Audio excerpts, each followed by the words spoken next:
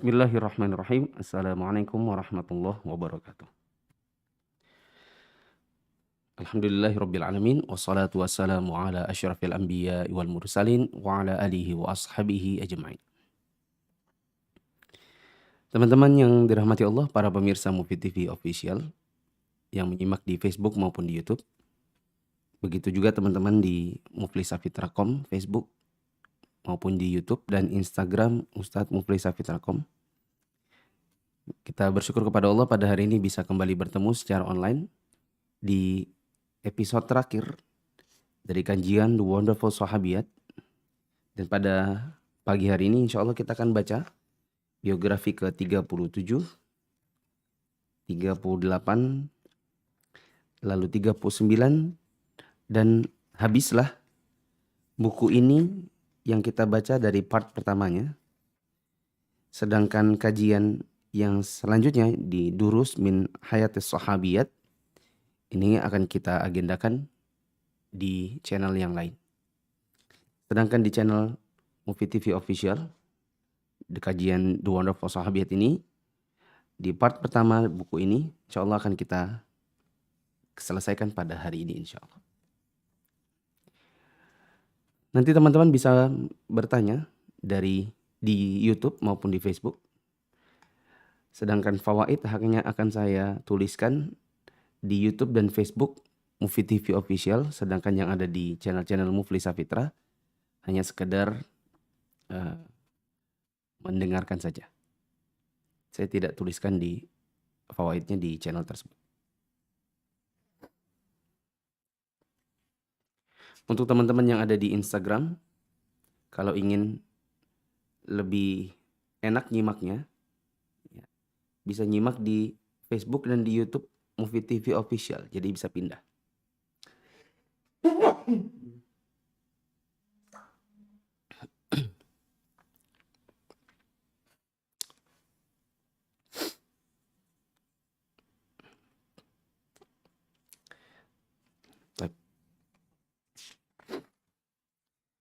Biografi ke-37 yaitu biografi Ummu Hisham binti Harithah radhiyallahu anha, seorang wanita hafizah dan muhadditsah.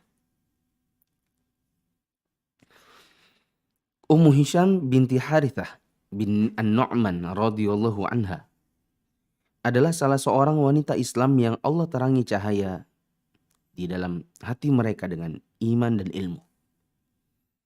Bapaknya adalah Harithah bin An-Nu'man, salah seorang tokoh Ansor yang suci.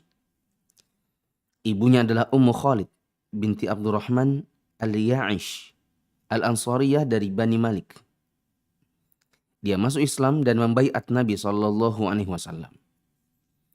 Dia adalah salah seorang wanita utama yang Harithah bin An-Nu'man menikahinya dan melahirkan Abdullah, Abdurrahman, Saudah, Amroh, dan Ummu Hisham yang akan kita perbincangkan sedikit tentang sirahnya. Di tengah-tengah keluarga mulia tersebut, Ummu Hisham binti Harithah tumbuh. Dan di sisi Rasulullah SAW, Ummu Hisham hidup. Dia berbahagia atas kebersamaannya dengan Rasulullah SAW dalam memakai beberapa perabotan. Ummu Hisham radhiyallahu anha berkata, Rasulullah SAW bersama kami. Tungku kami dan tungku beliau sama selama setahun atau kurang dari setahun. Ummu Hisham radhiyallahu anha menggabungkan antara menghafal Quran dengan meriwayatkan hadis. Sebagaimana dia berkata, aku tidak hafal surat Qaf kecuali dari Rasulullah SAW. Dia termasuk ahli bai'atur ridwan. Kisahnya, Rasulullah SAW mengumumkan hendak berangkat menunaikan umroh ke Mekah. Orang-orang muhajirin dan ansor dalam jumlah besar menyambut pengumuman beliau. Jumlah mereka mencapai 1.400 orang. Maka berangkatlah Ummu Hisham radhiyallahu anha bersama sejumlah wanita lainnya untuk menunaikan umroh bersama Rasulullah SAW. Akan tetapi ketika kaum kafir Quraisy mengetahui keberangkatan Rasulullah, mereka menghalang-halangi langkah beliau untuk umroh. Rasulullah SAW mengutus Utsman bin Affan kepada kaum kafir Quraisy untuk menyampaikan maksud kedatangan Rasulullah SAW ke Mekah, yaitu melaksanakan umroh. Lalu kaum kafir Quraisy menahan Utsman bin Affan radhiyallahu anhu beberapa saat sebelum akhirnya ada kabar yang sampai kepada kaum muslimin bahwa Utsman bin Affan dibunuh. Maka Rasulullah SAW mengajak kaum muslimin untuk membalas ya, kematian Utsman bin Affan ini. Tapi kematiannya hanya sekedar kabar burung ya. Rasulullah SAW mengajak kaum muslimin membalas untuk Utsman bin Affan radhiyallahu anhu dan mendorong mereka untuk membaiat. Maka terjadilah bai'atul ridwan di bawah pohon. Para sahabat bergegas membaiat Rasulullah SAW bahwa mereka berani mati dan tidak akan pernah lari. Ummu Hisham radhiyallahu anha termasuk di antara orang-orang yang membaiat. Maka dengan itu dia meraih ridha Allah Ta'ala sebagaimana yang Allah tetapkan. Allah berfirman, "Laqad radiyallahu 'anil mu'minin idh yubay'unaka tahta asy-syajarah fa'alima ma fi qulubihim fa'anzala as-sakinata 'alaihim wa athabahum fathan qariba." Sungguh Allah telah meridhoi orang-orang mukmin ketika mereka membaiat atau berjanji setia kepadamu wahai Muhammad di bawah pohon. Maka dia mengetahui apa yang ada dalam hati mereka. Hingga dia menurunkan ketenangan atas mereka dan memberikan balasan dengan kemenangan yang dekat. Namun akhirnya Utsman bin Affan pulang dengan selamat kepada Rasulullah SAW dan kaum kafir Quraisy mengutus Suhail bin Amr untuk mengikrarkan kesepakatan dengan Rasulullah SAW. Dan itulah yang dikenal dengan perjanjian Hudaybiyah. Teman-teman bisa membuka sirah Nabi seperti perjalanan Muhammad yang agung. Bisa baca terjemahan Rahiqul Makhtum. Bagaimana terjadi perang Hudaybiyah ini. Demikianlah Allah Ta'ala memberikan taufik kepada Ummu Hisham sehingga dia masuk ke dalam deretan orang-orang yang membaiat Rasulullah SAW. Maka dengan itu dia mendapatkan keutamaan yang besar. Allah menurunkan ketenangan atasnya bersama orang-orang yang beriman dan membalas mereka dengan kemenangan yang dekat. Qadarullah kita tidak dapatkan cerita lebih banyak tentang Ummu Hisham ini. Karena tadi mayoritas dari biografi yang kita baca adalah tentang kisah perang Hudaybiyah. Dan bahwa Ummu Hisham berada di dalam deretan para wanita yang membaiat Nabi dalam bai'atul ridwan tadi. Baik. Sekarang kisahnya Hindun binti Utbah radhiyallahu anha. Ini salah satu yang paling populer di kalangan sahabiat. Kita sering sekali dengar kisah tentang Hindun ini ya, karena tidak akan pernah lewat namanya bila orang membicarakan tentang perang Uhud. Sementara kisah perang Uhud juga termasuk kisah yang tidak pernah lewat bila kita membicarakan tentang sirahnya Nabi SAW dan para sahabat dalam peperangan. Hindun binti Utbah radhiyallahu anha. Wanita pahlawan baik dalam masa jahiliyah maupun dalam masa Islam. Jadi Hindun ini punya semangat perang baik ketika dia masih dalam keadaan kafir maupun setelah dia masuk dalam Islam. Dia adalah Hindun binti Utbah bin Rabi'ah bin Abdus Syams al-Absyamiyah al-Qurasyiyah. Salah seorang wanita Arab yang memiliki popularitas tinggi sebelum Islam maupun sesudahnya. Dia adalah ibu dari Amirul Mukminin yaitu Muawiyah bin Abi Sufyan. Ya, berarti kita bisa tebak kalau dia punya anak namanya Muawiyah bin Abi Sufyan, berarti Hindun adalah istri dari Abu Sufyan.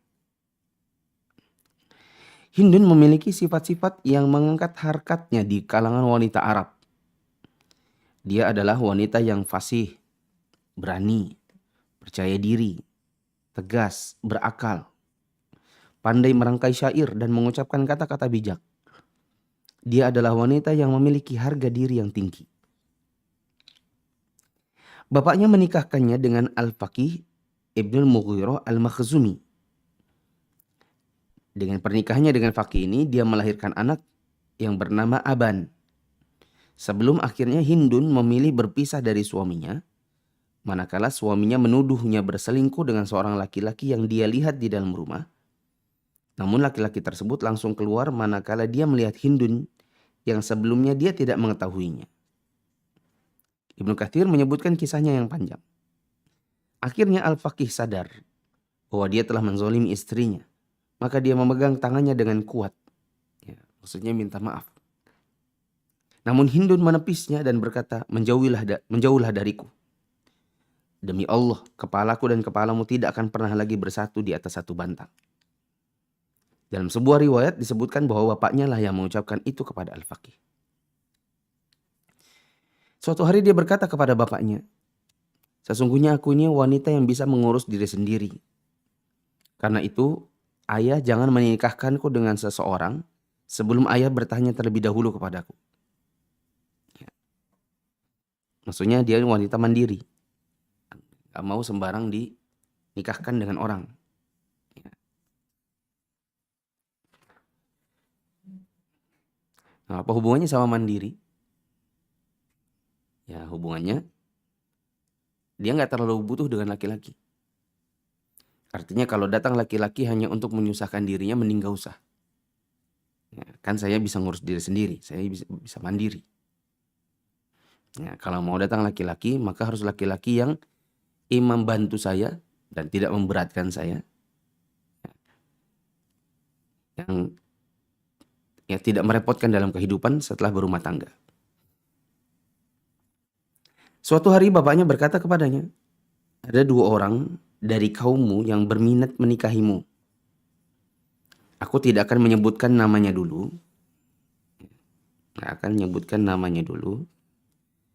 Dan aku ingin menjelaskan dulu sifatnya masing-masing dari mereka.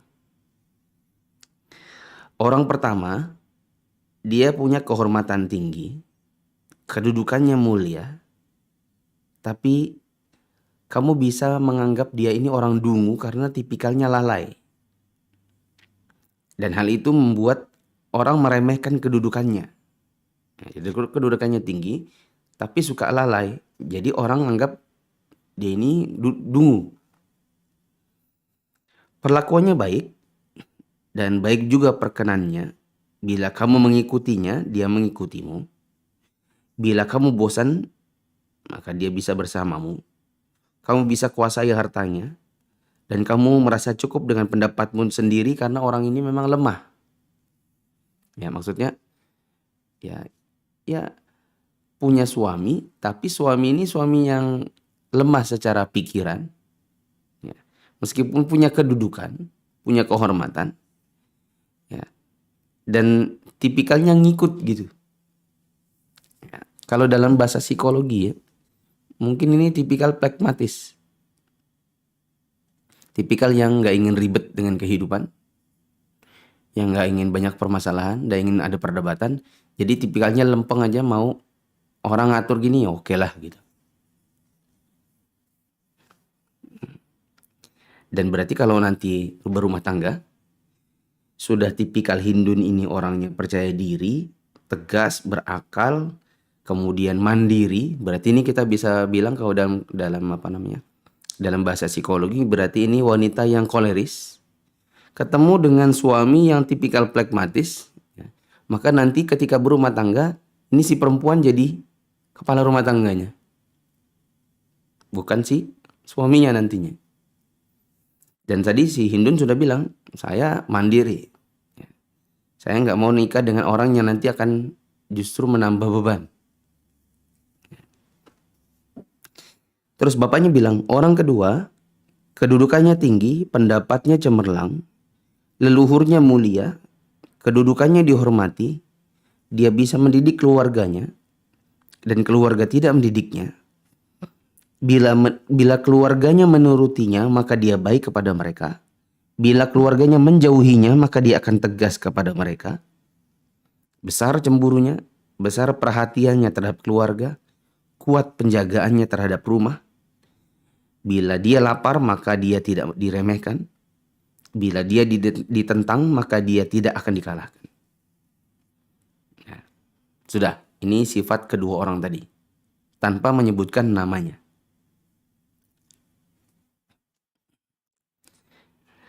Maka Hindun mengatakan, orang yang pertama itu sepertinya tokoh, tapi suka menyia-nyiakan istri.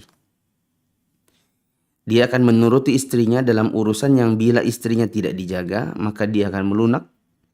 Setelah sebelumnya dia punya cita-cita yang besar, tersia-siakan dalam keacuhannya. Kan? Orangnya lalai. Bila istrinya melahirkan anak untuknya, mungkin anaknya jadi dungu. Dan bila istrinya melahirkan anak unggul, maka itu kebetulan aja.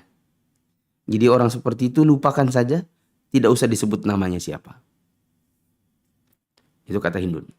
Untuk orang yang kedua, mungkin dia itu calon suami bagi istri yang mulia. Ya, aku respect terhadap orang seperti ini. Ya, dan aku lebih cenderung ke orang yang kedua. Aku akan membuatnya menjaga adab sebagai seorang suami. Sekalipun aku adalah wanita yang tetap di rumah dan jarang keluar. Sesungguhnya sebilah pedang tajam antara diriku dengan dirinya layak menjadi pembela kehormatan keluarganya, penjaga martabatnya, pelindung keluhurannya dan penghias leluhurnya. Tidak lemah dan tidak penakut di bawah tekanan peristiwa. Siapa orang itu yang kedua? Maka bapaknya mengatakan Abu Sufyan bin Harb. Hindun mengatakan, kalau gitu tidak apa-apa. Ya, boleh nikahkan dengan dia. Tapi jangan menyodorkanku kepadanya dengan cara murahan. Jangan pula menawarkanku dengan cara kasar. Mintalah pilihan kepada Allah, niscaya dia memberimu pilihan yang baik dalam ketetapannya. Maka Hindun menikah dengan Abu Sufyan. Dia adalah wanita yang selalu menjaga perbuatan-perbuatan terpuji, sebagaimana dia adalah wanita yang punya keinginan besar. Suatu hari sebagian orang melihatnya bersama putranya yaitu Muawiyah. Mereka membaca bakat keunggulan pada diri Muawiyah. Maka mereka berkata kepada ibunya, bila anak ini hidup, maka nanti dia akan menjadi pemimpin di kaumnya. Namun kata-kata mereka, pujian kepada Muawiyah itu tidak membuat Hindun menjadi takjub. Lalu dia berkata, Allah tidak meninggikannya bila dia hanya memimpin kaumnya saja. Dan kita sama-sama tahu bahwa nanti setelah Ali bin Abi Thalib, yang menjadi khalifah setelahnya adalah Muawiyah ini. Dan Muawiyah tidak hanya sekedar menjadi kepala suku, tetapi dia menjadi seorang Amirul Mukminin, yaitu pemimpin bagi seluruh kaum mukminin. Perang Badar terjadi. Perang Badar terjadi. Bapaknya Hindun yaitu Utbah, pamannya yaitu Syaibah dan saudaranya yaitu Al-Walid terbunuh di dalamnya. Maka Hindun menangisi mereka dengan tangisan memilukan. Dia bertemu dengan Al-Khonsa di pasar Ukaz. Al-Khonsa berkata, apa yang membuatmu menangis wahai Hindun? Maka dia menjawab, aku menangisi pilar dua Abtah Makkah sekaligus, penjaga keduanya dari setiap pelanggar, yaitu bapakku Utbah yang memiliki kebaikan, Syaibah dan penjaga kehormatan. Mereka adalah keluarga mulia dari keluarga Thalib. Kemuliaan dari mereka saat ia membumbung tinggi. Ya, jadi kalimatnya itu penuh syair gitu ya. Sebagaimana kita tadi baca bahwa di awal Hindun ini salah seorang wanita yang suka dengan merangkai kalimat syair. Perang Uhud tiba. Kita tahu perang Uhud itu tempatnya Hindun ya, mengoyak jantungnya Hamzah ketika Hindun itu masih kafir. Nah, waktu perang Badar, Hindun pun masih kafir dan bapak, paman dan saudara kandungnya wafat, ya, mati di perang. Maka Uhud menjadi tempat balas dendamnya Hindun. Perang Uhud tiba, Hindun binti Utbah memiliki peranan militer yang menonjol. Dia ikut dalam pasukan perang kaum musyrikin Quraisy. Panglima mereka adalah suaminya sendiri, yaitu Abu Sufyan. Maka Hindun menyemangati orang-orang Quraisy untuk berperang. Dia memimpin kaum wanita dari kaum musyrikin. Mereka memukul rebana. Hindun melantunkan syair. Kami adalah putri-putri bintang. Kami berjalan di atas karpet. Bila kalian maju, kami memeluk. Bila kalian lari, kami tinggalkan. Dia mengulang-ulang kata-kata ini. Ayo, wahai Bani Abduddar. Ayo para penjaga kehormatan, tebaslah dengan pedang. Ini kalimat-kalimatnya Hindun untuk memberikan motivasi kepada orang-orang kaum Quraisy dalam memerangi Nabi Muhammad ketika itu. Dalam perang ini, Hindun binti Utbah menyemangati Wahsy bin Harb untuk membunuh Hamzah bin Abdul Muttalib. Hamzah adalah pamannya Nabi. Ya, paman kesayangan malah. Wahsy adalah budaknya Hindun. Maka dia menjanjikan, Wahsy, nanti kamu akan dimerdekakan bila berhasil membunuh Hamzah. Hindun menyalakan api kebencian dalam hati Wahsy. Dia berkata, ayo Abu Dasmah. Ayo Abu Dasmah, balaslah dan puaskanlah. Maka Wahsy telah berhasil membunuh Hamzah. Hindun mendatangi jasadnya Hamzah. Lalu dia membelah perutnya dan menarik jantungnya. Lalu mengunyahnya, kemudian melepehnya. Gila juga Hindun ini ketika masih kafir. Ya. Ada orang manusia diambil jantungnya lalu dikunyah. Ya. Kita bisa lihat, ya, ini tipikal wanita baja ini berarti. Bagaimana kalau wanita seperti ini kemudian masuk ke dalam Islam? Ya. Maka Islam jadi tambah punya kekuatan khusus dari kalangan wanita.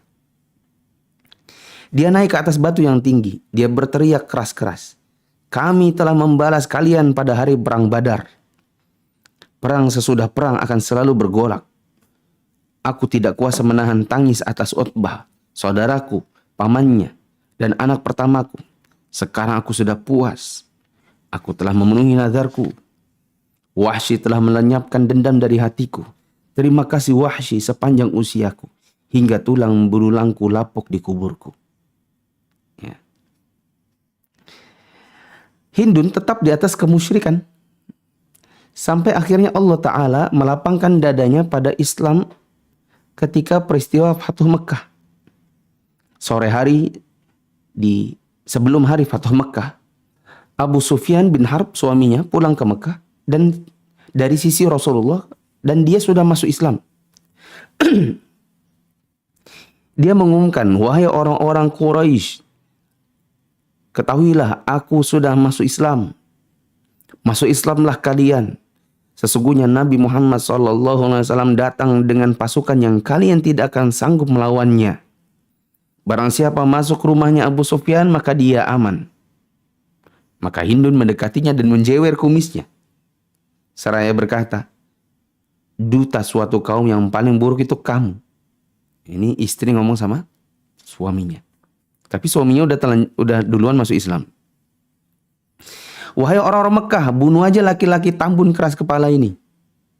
Sungguh buruk apa dia sebagai dutanya suatu kaum. Maksudnya, dutanya orang kafir disuruh untuk menemui Muhammad, pulang-pulang malah jadi masuk Islam. Ya. Dan Hindun memang benci dengan Nabi Muhammad, benci dengan Islam. Pulang-pulang suaminya dari sebagai delegasi, malah masuk Islam. Malah ngikut musuh ceritanya. Maka dia bilang, bunuh aja laki-laki keras kepala buncit ini. Maka Abu Sufyan berkata, celakalah kalian. Jangan sampai wanita ini menipu kalian. Suami ngomong tentang siapa? Istrinya lagi. Sungguh Muhammad datang dengan bala tentara yang tidak akan kalian sanggup melawannya. Barang siapa masuk rumah Abu Sufyan, maka dia aman. Orang-orang ngikutin Hindun. Celaka kamu.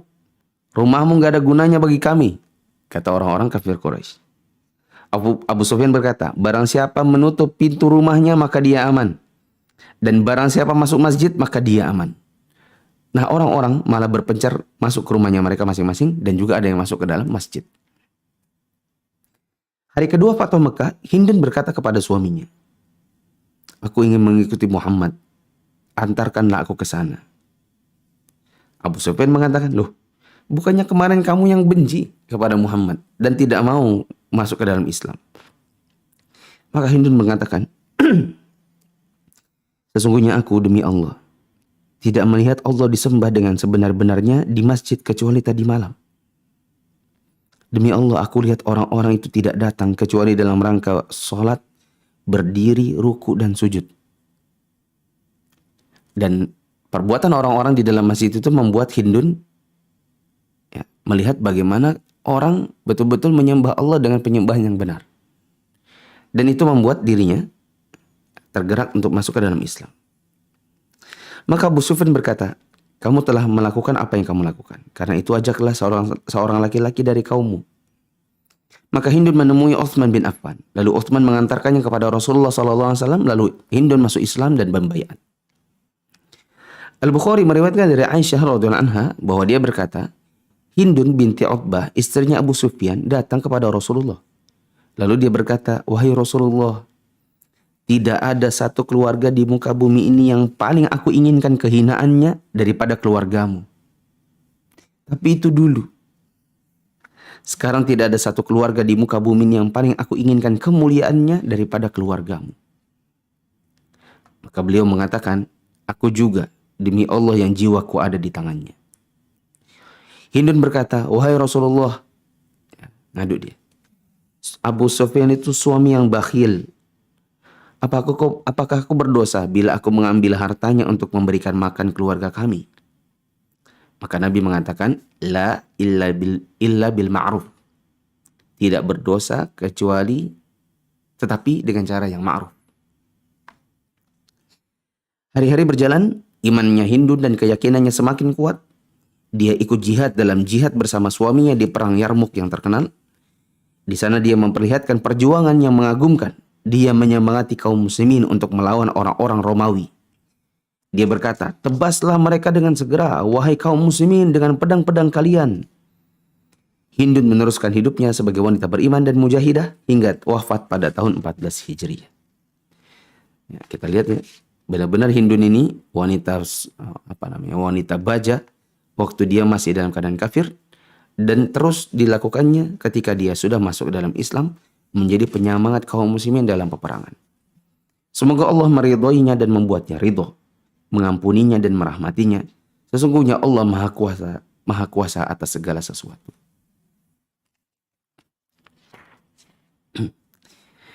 Terakhir, Ummu Waraqah Al-Ansariyah radhiyallahu anha.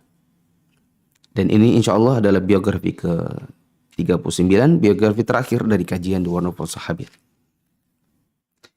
Ummu Waraqah Al-Ansariyah, seorang wanita ahli ibadah dan hafizah. Sebagaimana kata Abu Nuaim, Ummu Waraqah ini adalah wanita syahidah yang mati syahid, ahli baca Quran. Dia mengimami kaum wanita beriman, muhajirat, dan Nabi SAW mengunjunginya dari waktu ke waktu.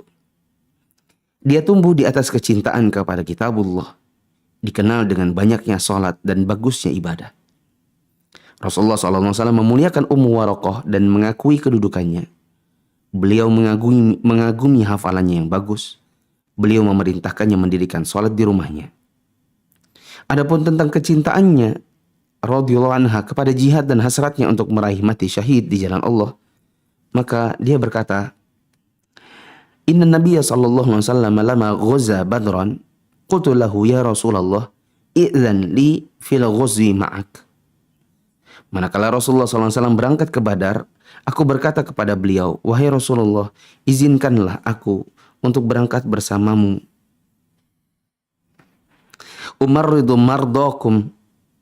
Aku bisa mengobati orang-orang yang terluka dari kalangan pasukan kalian. La'allallaha an yarzuqani asyhadata. Aku berharap semoga Allah menganugerahiku mati syahid. Qala qarri fi baitik. Maka Nabi menjawabnya, tinggallah di rumahmu saja. Fa innallaha ta'ala yarzuquki syahadah. Tinggallah di rumahmu karena Allah nanti akan menganugerahimu mati syahid. Wanita sahabat ahli ibadah ini, Ummu Waraqah, pulang ke rumahnya menaati perintah Nabi. Karena menaati perintah beliau adalah kewajiban. Sesudah itu Ummu Waraqah radhiyallahu anha dikenal dengan syahidah. Karena Nabi SAW pernah bersabda kepadanya, qarri fi baitik fa innallaha ta'ala yarzuquki syahadah. Tinggallah di rumahmu karena Allah akan menganugerahimu mati syahid. Ya, maka dia dikenal dengan si syahidah. Juga berdasarkan apa yang disebutkan Ibnu Athir dalam Usud Al-Ghabah, bahwa bila Nabi SAW hendak mengunjungi Ummu Waraqah radhiyallahu anha, beliau mengajak beberapa orang sahabat yang mulia. Nabi bersabda kepadanya, intaliqu bina nazuru syahidah. Yuk berangkat kita ke tempatnya si syahidah. Ummu Waraqah maka dikenal dengan nama syahidah. Saat Umar bin Khattab memegang khilafah, dia pun mengunjungi Ummu Waraqah karena meneladani Nabi SAW. Ummu Waraqah memiliki hamba sahaya laki-laki dan wanita. Dia berjanji kepada keduanya akan memerdekakan keduanya bila dirinya meninggal. Tetapi kedua hambanya ini, kedua budaknya, berniat untuk mempercepat kematian Ummu Waraqah supaya cepat bebas. Suatu malam keduanya membekap Ummu Waraqah hingga tewas. Lalu keduanya kabur. Saat pagi tiba, Umar berkata, Umar radhiyallahu anha berkata, tadi malam demi Allah aku tidak mendengar bacaannya bibiku Ummu Waraqah.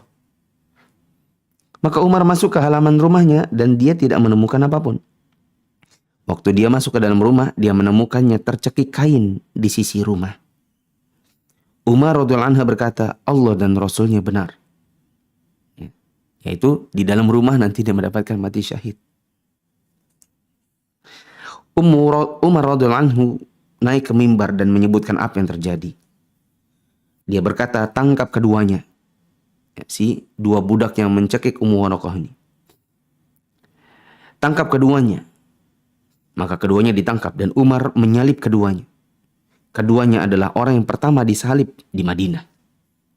Semoga Allah Ta'ala merahmati wanita sahabat Ansor, yaitu syahidah Ummu Waraqah yang juga ahli ibadah. Semoga Allah meridhoinya dan membuatnya ridho. Insya Allah setelah jeda kita akan bahas beberapa hal yang mungkin kita bisa jadikan pelajaran dari kisah tiga orang ini, yaitu Ummu Hisham, Hindun binti Utbah, dan Ummu Waraqah. Kita jeda terlebih dahulu.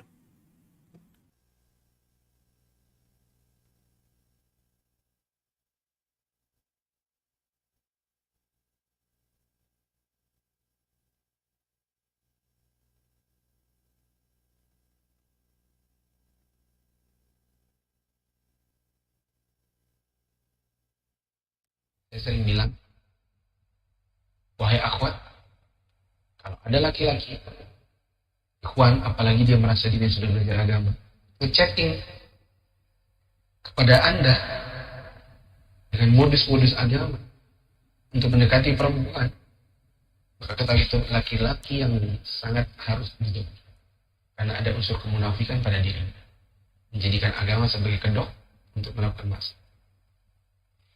Wahai para ikhwan, bila ada perempuan Anda chatting, dia mau, Anda kasih emoticon terus dia seperti melayani, ketahuilah itu wanita bukan wanita baik.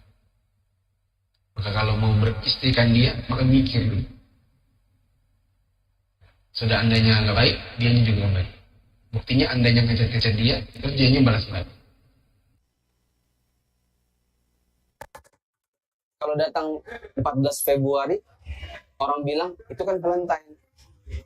Itu kan budaya barat. Nggak ada yang bilang begitu.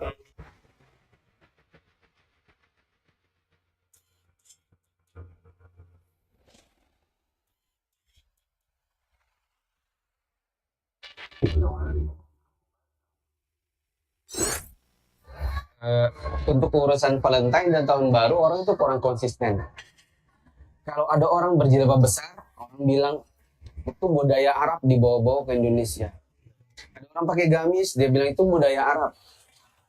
Ada orang berjenggot, dibilang itu kan budaya Arab, nggak harus diikuti. Tapi kalau giliran datang tahun baru, nggak ada yang bilang itu kan budaya Barat. Kalau datang 14 Februari, orang bilang itu kan Valentine, itu kan budaya Barat. Nggak ada yang bilang begitu. Dan inilah sanggahannya. Kenapa kalian kok tidak konsisten? Seperti orang yang memang nggak suka dengan Islam. Jadi kalau untuk urusan-urusan yang berbau Islam seperti gamis untuk sholat, berjilbab besar, berjenggot, itu untuk urusan agama kita, orang takut. Tapi giliran untuk agama orang kafir, biasanya yang tidak konsisten adalah yang Islam itu sendiri. Makanya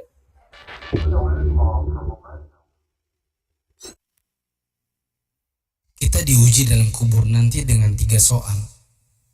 Siapa Tuhanmu? Siapa nabimu? Apa agamamu? Baiknya Allah, sebelum tiba ujian itu, soal dan kunci jawabannya sudah diberitahu.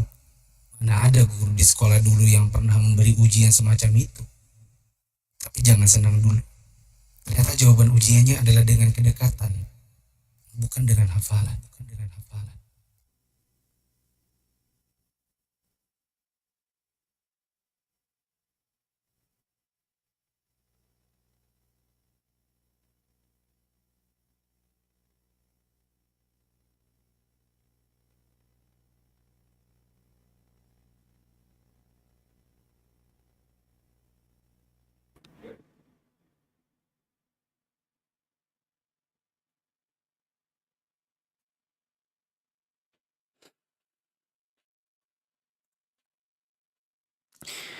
Teman-teman yang dirahmati Allah, kita akan bahas beberapa hal yang bisa kita ambil sebagai pelajaran dari kisah 3 orang, Ummu Hisham, Hindun binti Utbah, dan Ummu Waraqah. Saya sambil nulis ya, karena tadi saya nggak sempat nulis.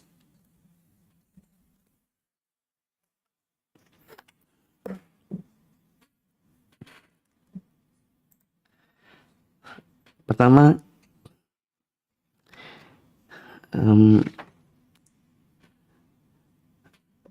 Nabi SAW tidak mengetahui seluruh perkara gaib.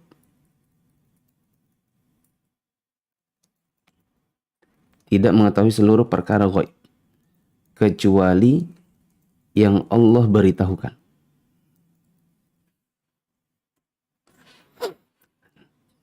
Dari mana? Saya copy dulu ke Facebook dan YouTube.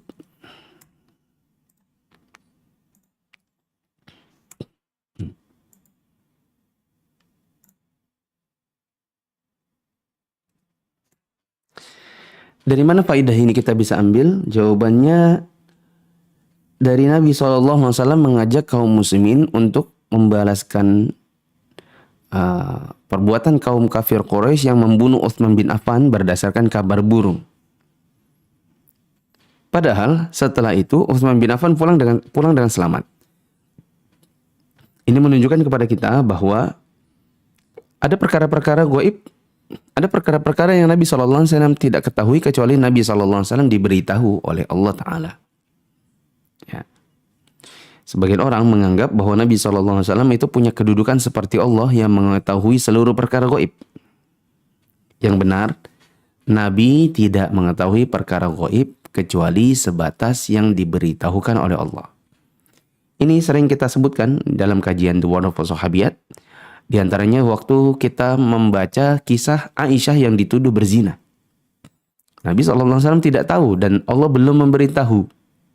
Belum ada wahyu yang menceritakan atau wahyu yang membebaskan tuduhan zina tersebut dari Aisyah.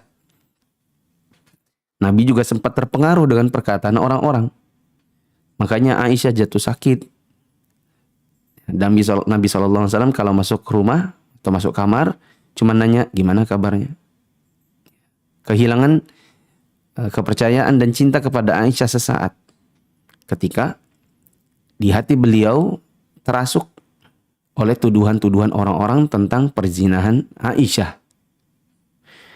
Belakangan setelah Allah menurunkan wahyu, barulah Nabi SAW ya, kembali kehidupannya dalam keadaan normal dengan rumah tangganya bersama Aisyah.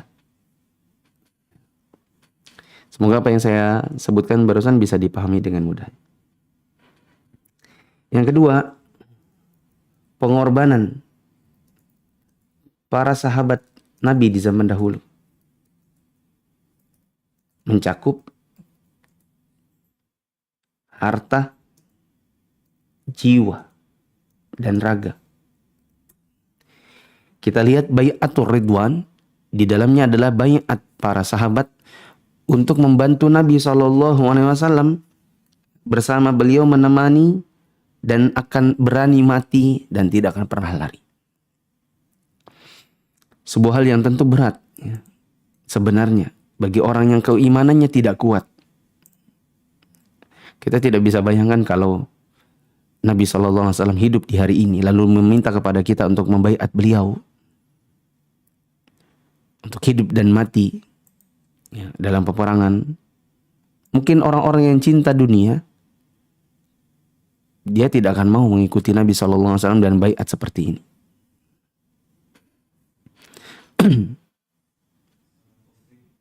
Salah posting. Oh alah. Apa? Sabar teman-teman, saya salah posting. Harusnya saya postingnya di Mufid TV official ya.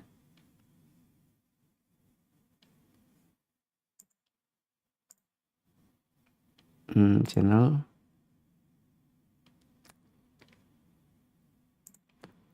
Sabar, saya copy dulu yang ini satu. Enter. Nomor 2 tadi.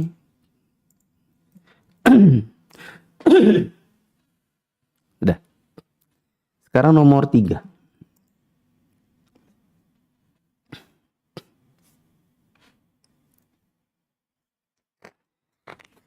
Pelajaran yang bisa kita lihat, kita ambil untuk kita terapkan dalam kehidupan kita saat ini adalah menjadi wanita yang fasih.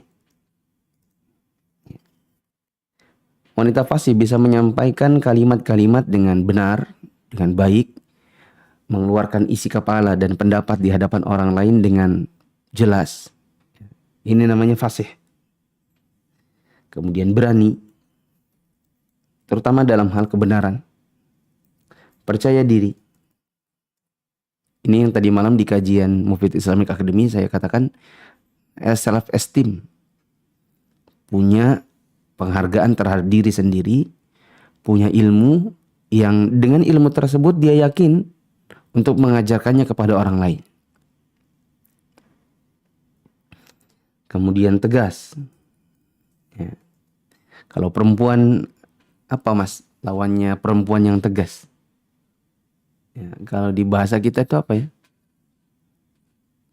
Perempuan yang suka geliat-geliat gitu ya kalau diomongin oleh laki-laki. Ya. Agak-agak ya gitulah ya. Tapi kalau perempuan yang tegas, ya mohon maaf kenapa? Ya, ada laki-laki asing misalnya mengajak bicara, ya. Maaf mbak, apa misalnya, gimana kabarnya? Diajak ngomong oleh orang asing dia bersikap tegas, tidak melambai-lambai begitu ya. Dan punya harga diri yang tinggi. Saya copy, pindahin ke YouTube dan Facebook. Ini dicontohkan oleh Hindun. Hindun ini orang yang fasih, berani, percaya diri, tegas, dan punya harga diri yang tinggi. Adapun sebagian kaum muslimin di zaman sekarang, ya, kaum muslimatnya bicara nggak jelas, penakut, ketemu kecoa langsung gitu ya. teriak, baru kecoa doang. Kemudian tidak punya harga diri yang tinggi. Bahkan mereka sendiri yang menjatuhkan harga dirinya. Termasuk yang ada di zaman kita sekarang, ya. Masa-masa orang pandemi begini, orang-orang yang menggunakan aplikasi-aplikasi joget seperti TikTok dan lain-lain, ya, memamerkan auratnya, berlenggak-lenggok, ya, ditonton orang-orang, itu merendahkan diri sendiri sebenarnya. Oke, mengangkat popularitas, tapi popularitas tidak bermakna seseorang menjadi orang yang punya harga diri yang tinggi, terutama bila dilihat dari kacamata Islam.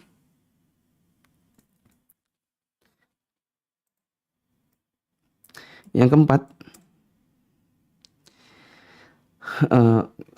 orang kafir di zaman dahulu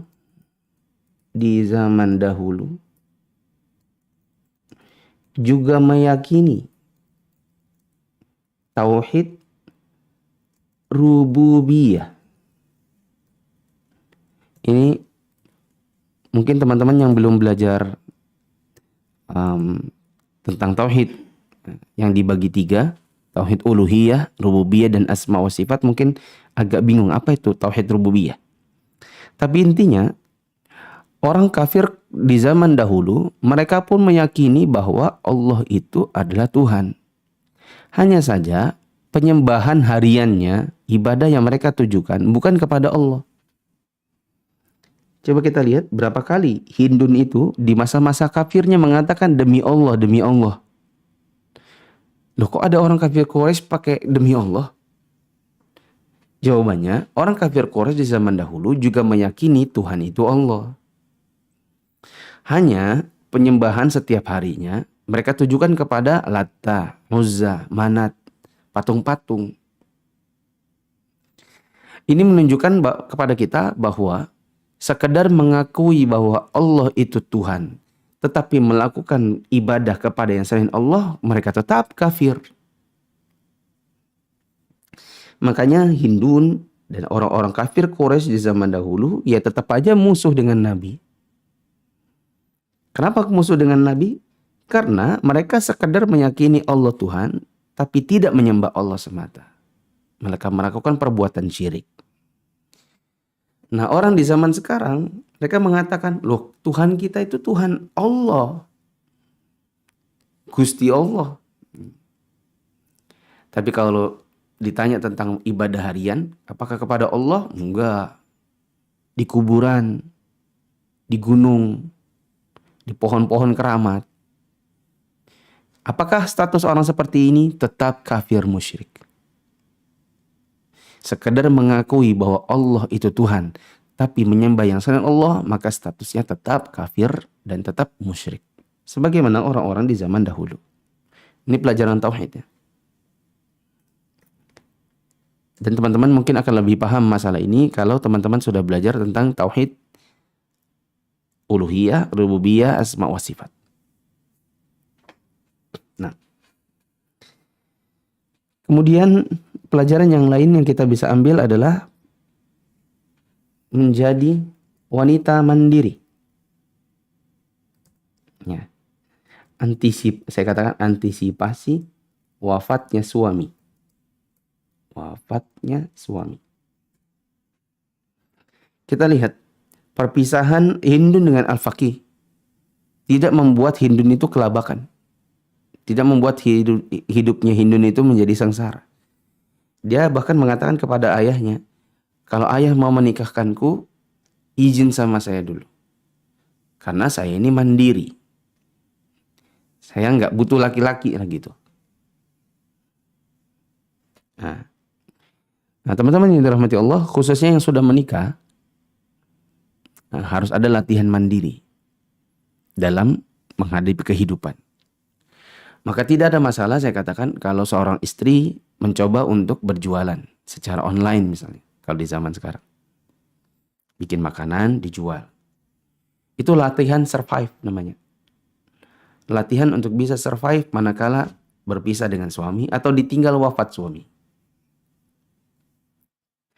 Karena kalau tidak punya keahlian dalam mencari uang, tidak punya keahlian dalam berdagang, kasihan juga. Khawatirnya nanti menjadi pengemis atau minta ke sana kemari. Atau bahkan ngutang, gali lubang, tutup lubang. Saya dengan istri misalnya, dia punya jualan buku anak-anak. Ya, saya mendukung. Kenapa? Saya katakan, nah, kalau tiba-tiba saya wafat, ya kamu punya penghasilan sendiri. Begitu juga punya kemampuan mengajar. Meskipun kita tidak mencari uang semata-mata dari mengajar, tapi kita tidak bisa nafikan bahwa mengajar di zaman sekarang kadang diberikan mukafaah. Baik diberikan mukafaah oleh lembaga maupun oleh perorangan. Ya. Dan di situ wanita bisa saja mendapatkan penghidupannya. Dan sah-sah saja insya Allah. Ya. Contohnya punya kemampuan membaca Quran. Lalu dia bikin kelas-kelas Quran. Dengan catatan dia punya kemampuan loh ya. Karena ada juga orang sekarang tahu. Ya, oh buka kelas Quran privat itu uangnya nanti dapat 1 juta sebulan. Kalau punya 3 kelas privat 3 juta sebulan. Ya, maaf, kelasnya 1 dapat 1 juta sebulan. Kalau punya 3 kelas berarti 3 juta. Berkalkulasi dia. Lalu dia bikin kelas Quran. Padahal dia tidak punya kemampuan untuk ngajarin Quran. Tidak pernah berguru. Ngajarnya sembarang-sembarang. Ada juga sebagian orang yang seperti itu. Hatta yang mengatakan dirinya mengikuti sunnah. Berapa banyak yang tidak punya kompetensi untuk mengajar. Lalu membuka kelas yang bukan kompetensinya. Demi mencari uang. Tapi balik lagi. Saya katakan bila seorang perempuan misalnya punya kemampuan untuk mengajar. Tajwid. Bahasa Arab. Atau kemampuan keterampilan. Menjahit. Memasak. Bikin kelas, ya, mengajar dari situ, lalu kemudian mendapatkan mukafaah sebagai latihan untuk kemandirian, ya, dalam antisipasi misalnya ditinggal wafat suami, saya katakan maka hal itu tidak mengapa insya Allah. Yang keenam, ini bukan sebuah keharusan ya, ada baiknya. Maaf, saya ganti aja bahasanya. Memilih calon suami karena agama dan akhlaknya. Kita lihat bagaimana bapaknya Hindun mengatakan, saya beritahukan sifat-sifatnya tapi tidak kasih tahu namanya. Kau pilih dulu sifatnya baru kemudian diberitahu namanya. Ya. Orang zaman sekarang akhwat-akhwat dengar namanya dulu. Apa kerjanya? Hartanya bagaimana? Baru nanya agamanya belakangan. Kerja apa dia? Dokter. Dokter. Wah, lumayan jadi istri dokter. Mobil sendiri nih. Udah bisa dapat punya rumah besar. Ya. Gaji suami besar. Dapat pendapatan bulanannya besar. Ya. Tapi maaf mbak. Pak dokternya ini belum bisa ngaji. Nggak apa-apa. Nah, nanti kita bisa les privat. Akhirnya agama itu dibuat orang itu jadi sesuatu yang remeh. Nah, kalau harta itu duluan dipikirkan. Saya teringat ada seorang ikhwan. Dia punya pekerjaan yang bagus ya. Di perusahaan migas. Waktu kita bikin biro jodoh. Yang milih CV-nya dia ini banyak. Dia katakan saya malah takut sama akhwat-akhwat ini. Ya, kan ada CV itu kan bisa ditukarkan ya. Jadi laki-laki bisa melihat beberapa CV akhwat sambil melihat misalnya kriterianya seperti fisiknya, visi misi pernikahannya dan lain-lainnya. Begitu juga akhwat bisa melihat beberapa CV ikhwan, tapi tidak ada fotonya dan tidak ada namanya. Dia bilang yang milih CV saya banyak ya Ustadz. Ya, malah jadi takut. Ya kenapa? Karena ya mungkin tercantum itunya, kerjanya, perusahaan migas. Jadi orang banyak juga yang melihat karena wah kalau bersuamikan karyawan migas banyak nih duitnya. Ya. Nah, dan ada baiknya tidak menyebutkan nama kalau di zaman sekarang seperti kami bikin biro jodoh, kami minta CV-nya tidak ada namanya. Karena kadang-kadang orang kalau sudah tahu namanya dia nanya-nanya ke sana kemari. Ya, atau stalking Instagramnya, stalking Facebooknya, pengen ngulik-ngulik duluan. Makanya kita minta CV-CV itu tidak boleh ada namanya, hanya boleh ciri-ciri fisik, tanggal lahir, kemudian prestasi selama sekolah, kemudian visi misi pendidik, visi misi berkeluarga, visi misi tentang anak, kelebihan, kekurangan, penyakit, nah sebatas itu.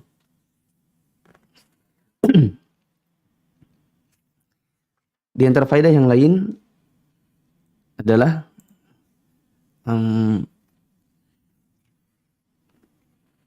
apa tadi ya? Yang ketujuh, anak yang dididik oleh ibu dan ayah yang baik, insya Allah pun baik masa depannya.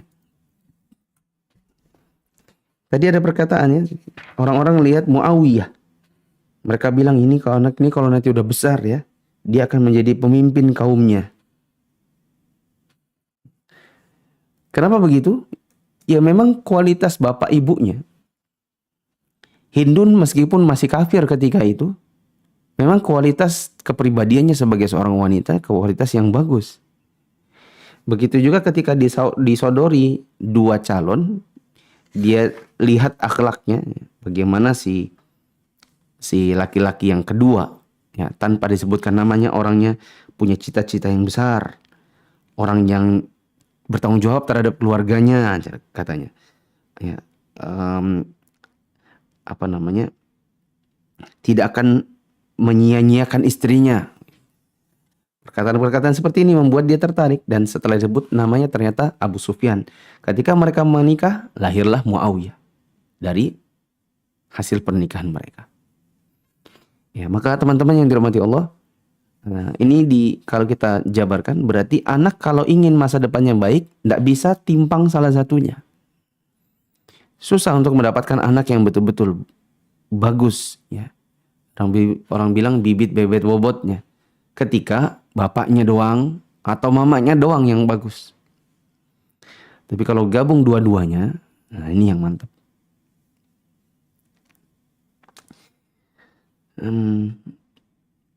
Kemudian teman-teman yang ke-8, cita-cita yang tinggi. Bukan seadanya. Saya katakan, saya susah ya membahasakan cita-cita yang kayak apa nih. Ketika orang bilang sama Hindun, ini anakmu Muawiyah ini akan menjadi pemimpin kaumnya. Maka mamanya bilang, dia nggak akan tinggi kalau cuman sekedar pemimpin kaum, kepala suku. Dia baru tinggi bila memimpin orang banyak. Ya, maka cita-citanya Hindun ini memang bukan cita-cita yang remeh-temeh. Ya, cuma jadi kepala suku. Ya, orang zaman sekarang misalnya bilang, semoga ya dia ini jadi kepala RT. Cuma kepala RT nggak usah dah. Ya. Dia nggak akan jadi kepala RT, dia mau jadi presiden misalnya. Karena ada kalanya cita-cita itu turun ke bawah, ada deviasi ya. Maksudnya dipatok segini, nanti yang tercapai itu di bawahnya. Ya. Jadi kalau mau bikin cita-cita, tinggi sekalian. Jangan bikin cita-cita yang remeh atau seadanya. Kemudian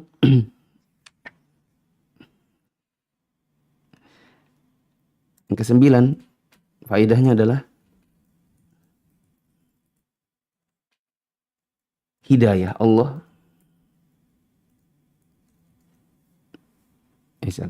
Allah memberikan hidayah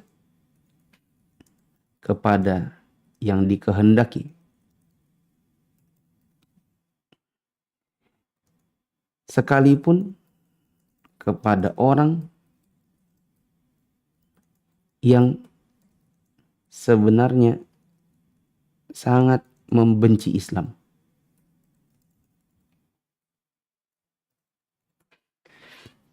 Oh, afwan, Ana dari tadi kelupaan ya kopi di sini.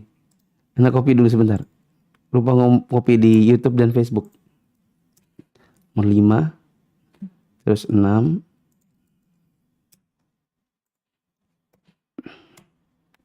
terus 7,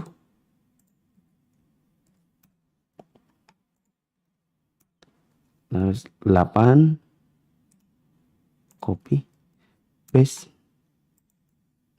dan yang terakhir 9. Allah memberikan hidayah kepada siapa yang dikehendaki, sekalipun kepada orang yang sejatinya sangat membenci Islam. Kita lihat bagaimana perkataan Hindun. Ya. Tidak ada satu keluarga pun di muka bumi ini yang paling aku inginkan kehinaannya daripada keluargamu. Kata-kata Hindun kepada Nabi Muhammad SAW. Lalu dia bilang, tapi itu dulu. Dan tidak ada sekarang sebuah keluarga yang paling aku inginkan kemuliaannya daripada keluargamu. Artinya Hindun itu punya kebencian yang sangat kepada Nabi SAW. Bayangkan saking bencinya sampai hilang rasa jijiknya. Ada manusia dibunuh, belah jantungnya, ya, kemudian digigit, dikerat, lalu dilepeh. Ya. Nggak ada yang bisa menghilangkan rasa kemanusiaan seperti itu, kecuali kebencian yang mendalam. Kita aja jijiknya bila itu terjadi. Nah, apa yang bisa yang membuat Hindun seperti itu? Kebencian mendalam. Tapi belakangan ternyata Allah memberikan hidayah kepada dirinya. Bahkan ya, disebutkan di salah satu buku sirah yang lain tentang sahabiat yang lebih tebal. Mungkin buku sahabiatnya agak tipis ya. Buku sahabiat yang agak tebal. Ya. Saya pernah bacakan di salah satu kajian Ummahat. Kisah tentang Hindun ini. Saking cintanya Nabi SAW kepada Hamzah, yang jantungnya dikunyah oleh siapa? Hindun ini. Setelah Hindun masuk Islam, itu Nabi sempat benci kalau lihat mukanya Hindun. Teringat akan Hamzah, pamannya, yang dibunuh oleh Wahsy atas perintah Hindun. Kalau datang Hindun, maka Nabi membuang muka. Sampai akhirnya bahwa Hindun menunjukkan bahwa dia ini masuk Islam betul-betul serius. Sampai-sampai dia ikut dalam peperangan. Ya, jihadnya kaum muslimin. Saya ingat di dalam buku yang saya bacakan kepada Ummahat ketika itu, Hindun suka berkata begini, wahai kaum muslimin, mau kemana? Mau lari kemana? Di depanmu ada surga. Kau mundur masuk neraka, maksudnya gitu. Itu adalah dalam rangka menjaga supaya orang-orang kalau ada lagi berperang nggak boleh ada yang lari, nggak boleh ada yang lari. Ya. Nah, keseriusannya Hindun di masa dia sudah masuk Islam ini membuat Nabi akhirnya luluh. Akhirnya Nabi pun mau memperlakukan Hindun sebagai wanita mukminat yang lain. Saya sering bilang, ini menunjukkan bahwa cinta kepada Allah dan Rasulnya, cinta karena agama itu jauh lebih kuat daripada cinta kepada seseorang karena soal kekerabatan dan darah. Bagaimana Nabi SAW akhirnya mencintai Hindun sebagai seorang wanita mukminah, meskipun dialah dulu yang membunuh kerabatnya Nabi yang membuat Nabi bersedih, yaitu Hamzah. Nah, kita percepat. Faedah yang lain adalah 10.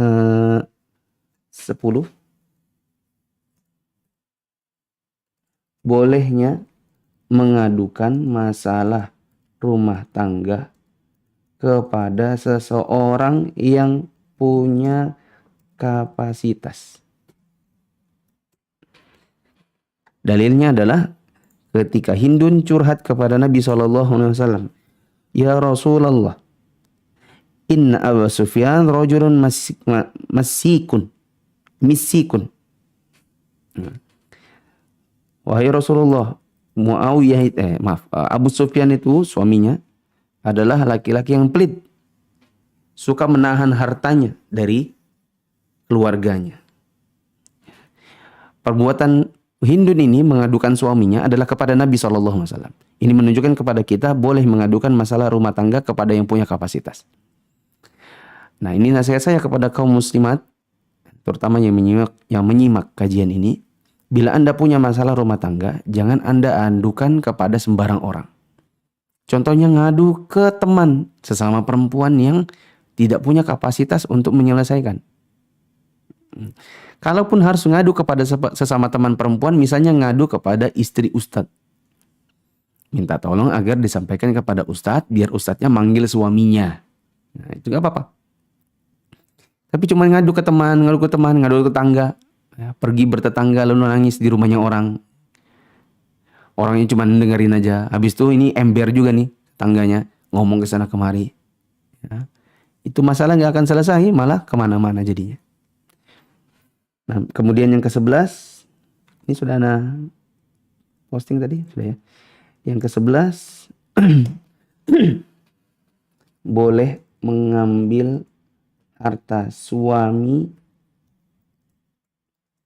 yang pelit secara diam dengan syarat mengambil secara ma'ruf, yaitu sebatas kebutuhan pokok. Ya, syaratnya suaminya tadi pelit. Ya. Kalau suaminya murah hati, sering memberi, maka tidak boleh istri ngambil hartanya suami diam-diam. Nggak boleh. Ini suami yang pelit. Terus mengambilnya pun hanya sebatas yang ma'ruf, yaitu sebatas kebutuhan pokok. Nah, kalau sudah bukan kebutuhan pokok, maka Anda nggak boleh ngambil secara diam-diam. Ya, misalnya suaminya yang punya keterbatasan, dia sudah siapkan beras, semua makanan, papan, sandang, listrik, air udah oke lah. Ya, terus Anda pengen beli skincare, ya, Anda pengen ke salon, tapi nggak dikasih duit, maka nggak boleh Anda ambil diam-diam. Kenapa? Karena itu sudah di luar dari kebutuhan Anda. Kebutuhan pokok. Ayo cepat ya. Kemudian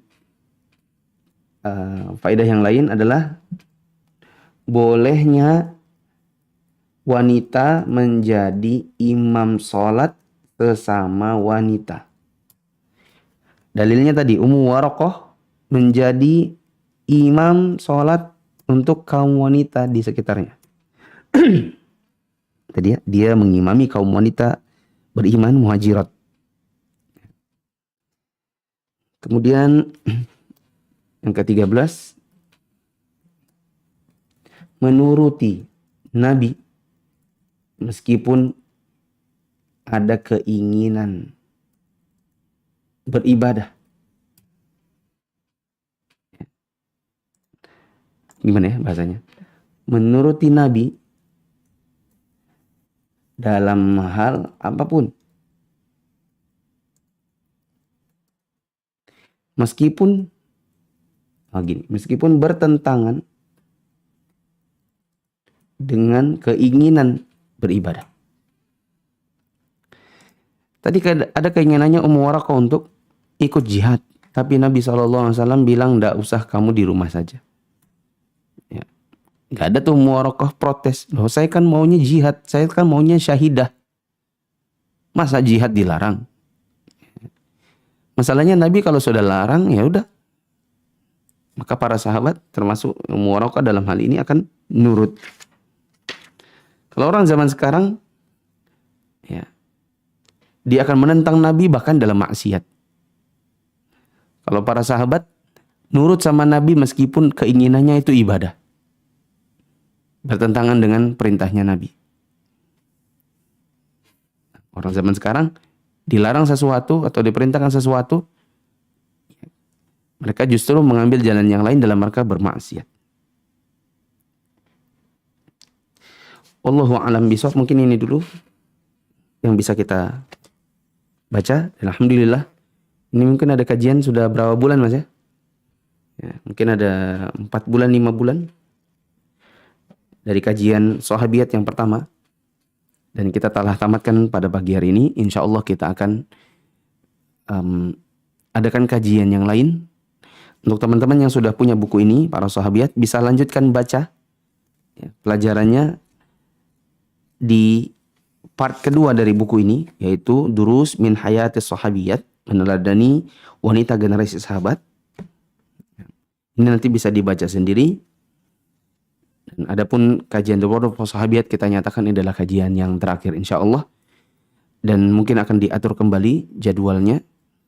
Ya, karena ada beberapa TV satelit yang minta untuk saya ngisi.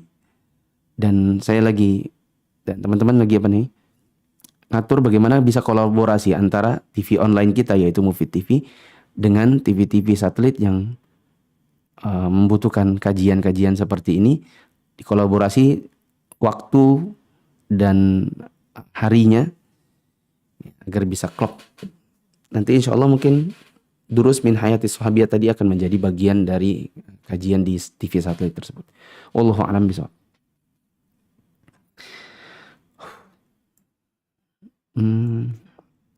Saya ke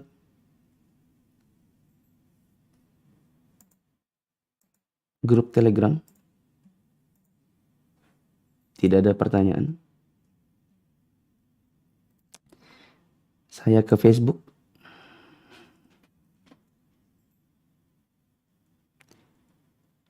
Di Facebook tidak ada pertanyaan. Saya tutup. Yang Muflis Afitra.com.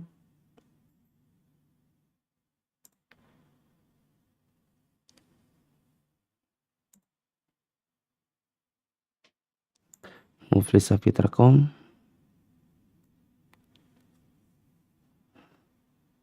Mau ketemu langsung sama Pak Ustadznya. Di mana? Nah. Saya tutup Facebooknya karena saya lihat tidak ada pertanyaan di sini. Saya masuk ke YouTube.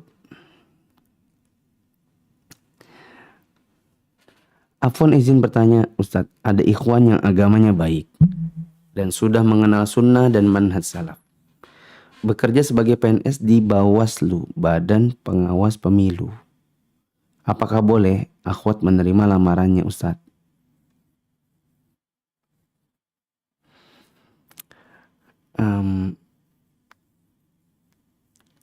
Terkait pekerjaannya mungkin ya.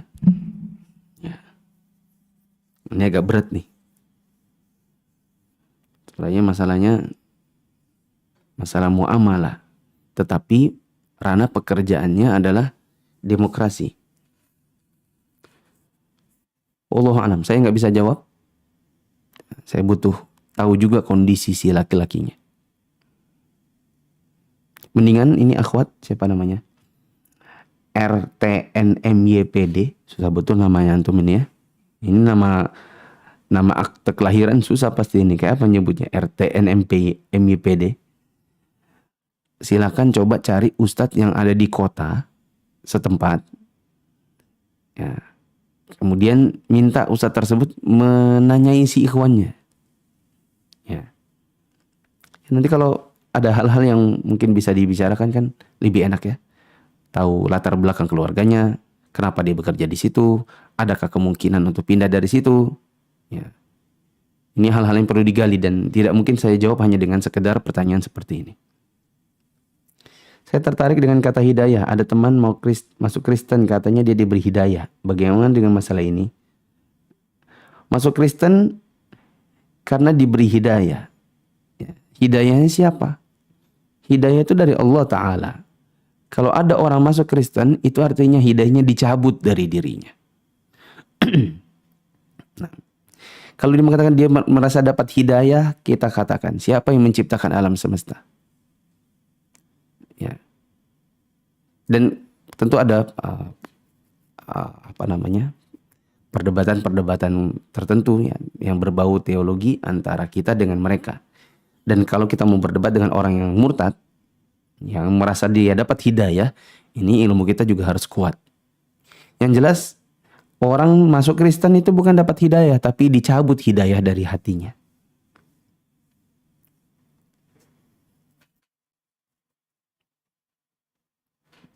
Apakah memerangi orang yang murtad juga wajib di zaman sekarang?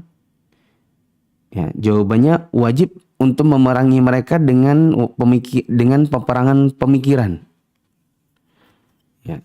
Adapun perang dengan menggunakan senjata, maka ini akidah Ahlussunnah wal Jamaah tidak boleh dilakukan kecuali di bawah komando ulil amri. Tapi kalau kita punya keluarga yang murtad, apakah kita wajib untuk memeranginya? Jawabannya iya, perangi dengan perang pemikiran. Bukan dengan perang pedang atau senjata. Seorang istri harus belajar mandiri seperti jualan makanan atau lainnya. Tapi untuk saat ini suami melarang untuk berjualan karena suami khawatir anak tidak terurus dengan baik. Begini, saat ini mungkin suaminya punya kecukupan. Maka tidak ada masalah kalau kita fokus hanya dengan anak. Apalagi kalau anak kita memang masih kecil. Nah, tapi kita bilang sama dia, Abi, kalau Abi meninggal tiba-tiba, gimana ya? Suaminya bilang gini, kamu ini doain Abi meninggal. Ya, itu kan kata-kata orang awam kan.